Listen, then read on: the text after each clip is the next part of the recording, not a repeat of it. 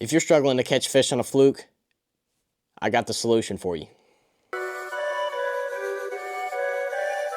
What's up, everybody? Welcome to another episode of Fish Facts. So this applies mainly to herring lakes, but this can work anywhere. What I'm going to be talking about today, it can work anywhere, but mainly applies to herring lakes. That's where I've seen the most success with it.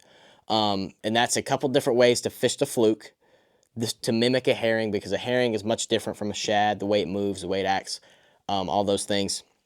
So a couple different ways I like to fish it if you don't know them already. Besides your regular just soft jerk bait, just jerk, jerk, jerk. There's a couple more ways you can fish this thing, and they can be really effective and really, really fun as well. This works with flukes. This works with caffeine shads. This works with whatever soft jerk bait you're going to use. It'll work with it. So the main retrieve that I'm going to talk about, that you've definitely, if you've been watching my videos and you've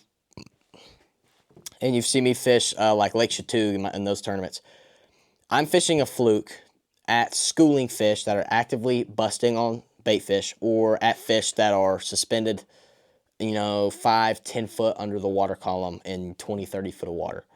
And those are the fish I'm usually targeting with a weightless fluke. If I'm wanting to get that fluke a little bit deeper, I'll throw a weighted VMC hook. Otherwise, I'm throwing a spear point 4-aught GP, no, not GP finesse, the worm hook. I'm also going to put a little bit of thump gel on that juice to give it or on that fluke, to give it a little bit of flash, a little bit of taste, and a little bit of scent as well, because usually this plain old Zoom flukes, they don't have much scent, much anything on them. So that thump gel, especially that cranking gel for that white fluke, or if you want to put a little bit of chartreuse gel on the tail, it gives it a little bit of taste, and it smells, it stinks, and some flash, some glitter on there to make it look a little bit different. But how I like to work this thing in herring lakes whenever I'm fishing that is I like to sweep my rod. So blueback herring move very quickly. They dart around very fast. Like, for instance, we were at Lake Chatug fishing one of those tournaments. I don't think I put it in the video, but there's fish actively busting on shad, like right in front of the boat, and you could see the blueback herring skipping on top of the water away from the fish. That's how fast they were moving. So blueback herring move very quickly. And what sweeping your rod does is, when you sweep your rod in a sweep motion, reel, sweep, that fluke is going to dart. It's kind of like a glide bait. It's going to dart, and then it's going to dive off to one side, dart, dive off to one side, and it looks super natural, like a herring would, because a herring is going to dart quickly away from a fish when it's getting chased. And when you have that fluke rigged right on a hook, on your straight shank hook, or not on your straight shank, on your extra or your worm hook, on your fluke hook, whatever, this fluke is going to quiver just a little bit whenever you drag that thing. So this fluke is going to quiver, dive off, quiver, dive off. Sometimes it turns like 180 degrees almost, but most of the time it quivers, dives off to a side, quivers, dives off to a side. And when you rig that thing on a straight on a good hook, you'll be able to see that very well whenever you're fishing it weightless. But typically, I mean, literally fishing this right below the surface. If not, you're seeing the splashes. Sometimes it splashes on top of the surface. But if you don't have this thing rigged straight, when you're doing that, that fluke will like spin whenever you're pulling it. But when you have it rigged straight, you also feel that fluke quiver in your rod tip. If you have a good sensitive rod, you'll feel that fluke quiver just a little bit.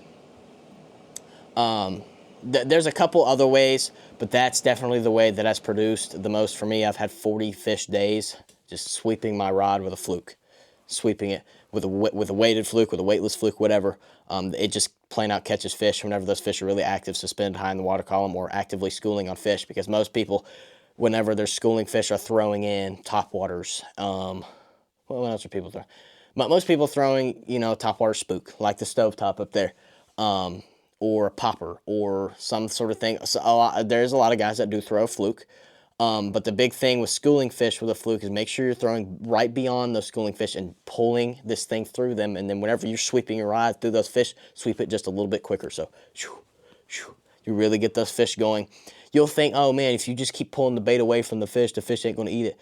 It's kind of like cat and mouse. Whenever especially if you use forward-facing sonar enough, when you see a fish key in on your bait, that's when you want to move it away faster, because that fish wants to keep chasing it. If you just let that fish sit there and look at your bait, this thing, to the fish, when you're moving it quickly, it's going to look like a bait fish. But if they sit there and look at it for a second, where are the eyes, where are the scales, where's the spot on the side, wherever, it doesn't look enough. It doesn't look real at all. If you just sit there and look at it for a second, and it's not fast moving by you, it's not going to look real. So you got to make sure that bait's quickly moving through the water, and you'll catch a ton of fish with it. Just make sure you're sweeping your rod, and you will catch a lot more fish on a fluke.